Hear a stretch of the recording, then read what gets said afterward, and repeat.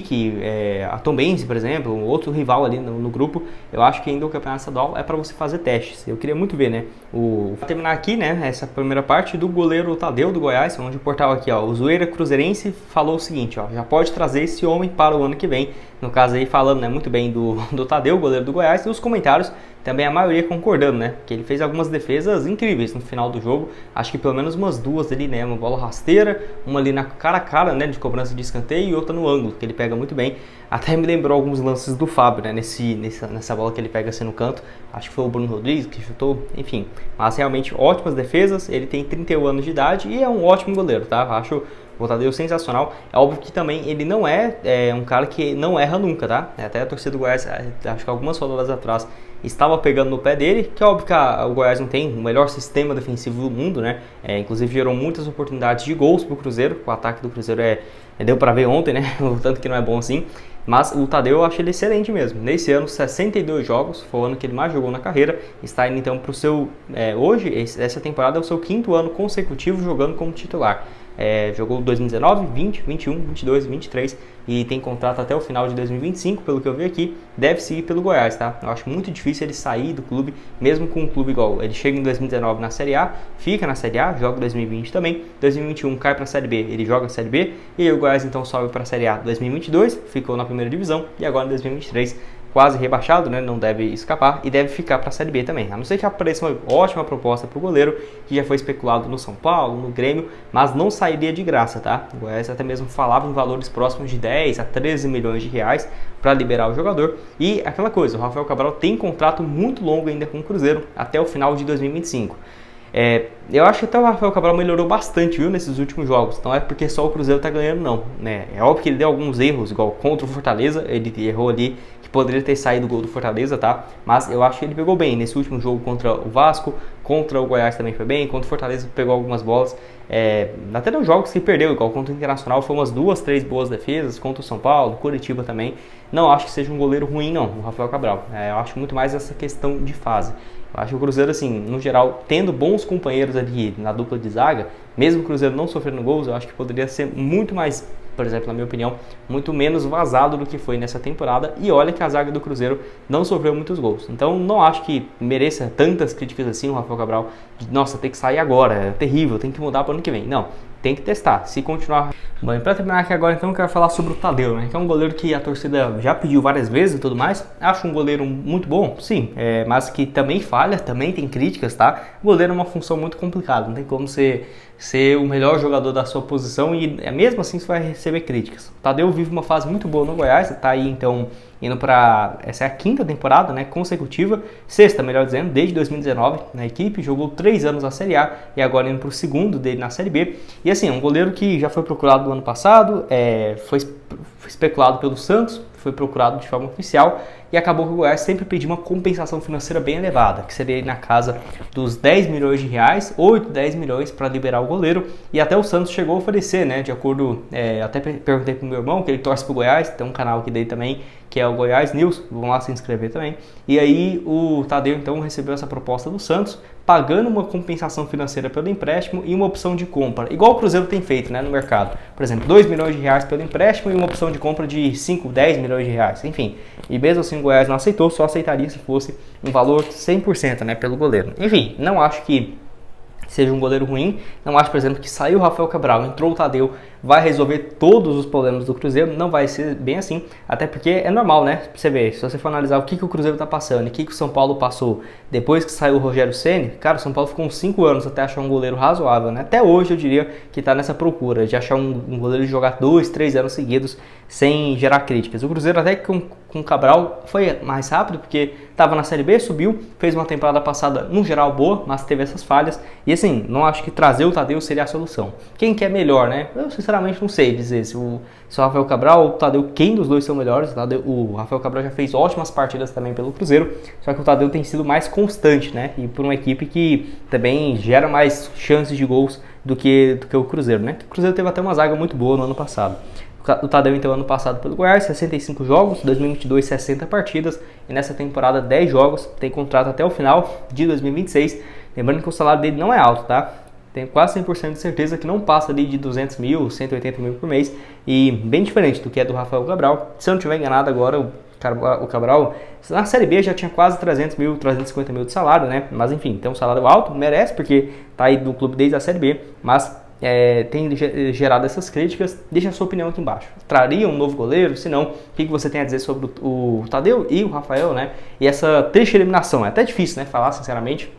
Nem deixei um roteiro muito pronto aqui não, mas não diria que é a culpa só. Acho que com o tempo ele vai aceitando, né, esse fato da eliminação, porque não é só ser eliminado da Copa do Brasil. O Cruzeiro dificilmente ganharia a Copa do Brasil esse ano, mas era uma chance, né, ali de chegar, quem sabe, em umas quartas de finais, oitavas. O Cruzeiro já estava com um elenco grande, assim, na minha opinião, de não ter o risco, né, de chegar, por exemplo, longe na Sul-Americana, na Copa do Brasil e cair no Brasileiro, porque não vai estar focado, não vai ter elenco, né? Eu acho que não.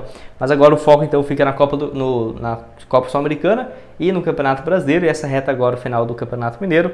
Enfim, quem sabe, né, não seja até melhor para o Cruzeiro focar 100% na Sul-Americana. Às vezes tem maus que vêm para bem, né? Tomara que esse seja o caso do Cruzeiro, mas infelizmente perder para o Souza foi muito ruim. Fora essa questão financeira, né? O Cruzeiro tivesse passado e jogado a outra fase, né, que a segunda fase também não são adversários difíceis. Poderia falando primeiramente sobre o Igor Thiago, que foi vendido, né, lá para o Brentford da Inglaterra. Quem acompanha aqui o canal sabe que eu já venho falando que era de se esperar que o Igor Thiago ia para uma liga mais forte do futebol europeu. Eu sempre achei ele com a cara do futebol alemão, mas no futebol inglês também eu acho que ele vai dar muito certo, indo para o Brentford da Inglaterra, que já foi anunciado, mas só vai chegar em julho, né? Lá na Europa é mais comum isso, o cara ser anunciado e jogar só no meio do ano. Enfim, ele que tem 22 anos de idade, foi comprado pelo Clube Bruges no meio dessa última temporada, né? Tem um pouco mais de 8 meses lá e uma fase sensacional. 41 jogos, 26 gols e 5 assistências, números ainda melhores do que ele vinha tendo lá no Ludogorets da Bulgária, que somou 53 jogos e 20 gols. Então vai lá para o Brentford com um valor próximo da casa. Se não estiver enganado agora, né, o valor total da negociação foi por quase 160 milhões de reais, um valor realmente bem relevante, mais de 30 milhões de euros. E quanto que o Cruzeiro fica nessa bolada, né? O Cruzeiro vai receber, de acordo com a Rádio Itatiaia, vou até deixar aqui créditos para o portal torcedores.com, algo na casa de 1,46% da negociação, ou seja, 2 milhões e 800 mil reais. E outros clubes também vão receber um percentual, como por exemplo o Verê FC, o Ludogorets e o Clube Bruges, né? Porque a FIFA deixa um mecanismo de quase 5% que é repartido entre os clubes formadores. Então, pensa, o Verê FC vai receber aí quase o mesmo tanto que o Cruzeiro. Com certeza já dá para pensar em montar até um time relevante para o próximo ano, quase 3 milhões de reais chegando para o Cruzeiro. Muita gente falou que ele rendeu menos de 5 milhões de reais para o Cruzeiro. Não foi bem assim. Ele saiu em 2022, né, vendido, que eu achei um valor ridiculamente baixo, mas tudo bem. Foi 3 milhões e 600 mil euros fixos por Ludogorets da Bulgária. E aí o Cruzeiro, quando ele foi lá para o futebol lá da Bélgica, ganhou mais um valor próximo disso, tá? Então o Cruzeiro recebeu aí quase 6 milhões e meio nessa primeira ida dele lá para o futebol belga, mais um percentual. Então 6 milhões e 700, 7 milhões de reais. Mas essa venda em definitiva agora para o Brentford, que vai gerar quase 3 milhões, o Cruzeiro vai receber quase 10 milhões de reais pela venda do Igor Thiago, que é óbvio, né? É uma piada perto do que ele vale. Até que o Cruzeiro fez o certo em manter um percentual de uma venda futura, igual foi quando ele foi para o Clube Bruges, mas o grande salto, o grande valor que ele poderia ter sido vendido é realmente, né, nessa atual temporada para o futebol inglês, que foi o que aconteceu, mas o Cruzeiro não tinha mais de 10%, porque se tivesse, pegaria 13, 15 milhões, infelizmente não foi isso que aconteceu. Bom, mais um aqui que eu quero falar com vocês, é sobre o Stênio. Até valeu demais o portal Crias da Toca, que colocou, né, sobre a estreia dele lá no futebol europeu, que está indo muito bem, o Stênio, lá no AVS de Portugal. Então ele foi lá para essa equipe, o Cruzeiro então não definiu se vai emprestar ou se vai ficar com um percentual, a tendência é que o Cruzeiro fique com um percentual do jogador, caso ele seja vendido. E ele começou muito bem lá na equipe, 4 jogos, 1 gol e uma assistência. Até deixei aqui, que ele foi, no caso, o homem do jogo no último duelo e vitória da equipe. Então 4 jogos, 1 gol marcado e uma assistência lá no futebol europeu. É um jogador que, na minha opinião, também tem muito potencial, né? Muita gente critica ele e tudo mais, mas o cara só tem 20 anos e já joga no profissional desde 2020, né? Já tem 4 temporadas como profissional e só 20 anos.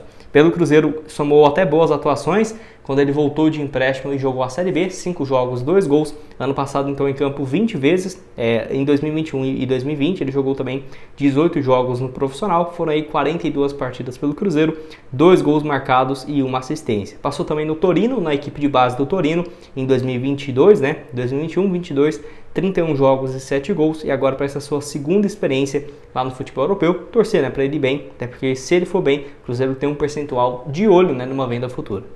Vamos lá, né? Quero começar falando aqui, ó, sobre o Adalberto Carrasquilha. Vocês lembram dele? Ele que é um panameno de 25 anos de idade que vinha se destacando lá na MLS nos últimos anos, tá? Lembrando que o contrato dele com essa equipe ia até o final de julho dessa atual temporada de 2024 e ele vive uma fase bem interessante, ó, vou deixar aqui para vocês. Ele tem 25 anos de idade, pode jogar de meia ofensivo ou como um ponta esquerda, né? Ele poderia fazer esses dois papéis lá na MLS e assim, vinha se destacando nos últimos anos, ó, vou deixar os números dele lá pelo Houston Dynamo, é uma equipe que é lá da MLS, vinha jogando desde 2021, com destaque para a temporada passada, 23, 38 jogos, 4 gols e 8 assistências, e 2022, 33 partidas, 2 gols e 3 passes. É um jogador que, assim, foi especulado então pelo Cruzeiro, no Cruzeiro muito mais para alguns portais mexicanos, tá?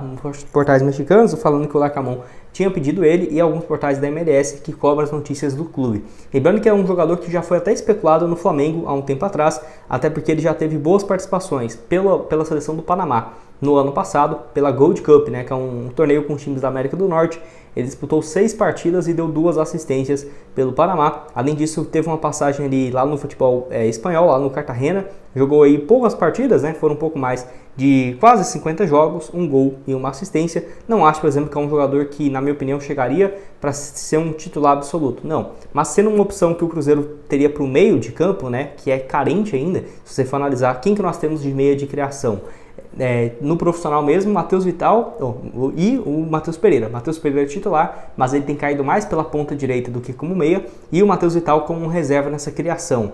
E aí tem outras opções da base, que eu gosto, por exemplo, do Vitinho, tem, por exemplo, algumas opções como o próprio Juan Índio, né, que pode fazer esse papel, mas eu acho que o Carrasquilha seria um bom reserva. Chegar para ser titular, ele e o Matheus Pereira na ponta direita, ele na meia, talvez, porque não tem como levar o futebol da MLS em consideração, muito menos a seleção do Panamá, né, que é bem fraco, né, tecnicamente, então não é o principal alvo que eu teria não, mas pode deixar a sua opinião aqui embaixo. Ele que foi especulado, assim também como um atacante chamado Belo, né, vocês eu vou lembrar, ele que é um venezuelano e tudo mais, fez aquele gol de voleio contra a equipe do Brasil, pela seleção da Venezuela, um jogador então que, só para você ter uma noção, vou até pegar ele aqui, ó, Belo, o gol Venezuela.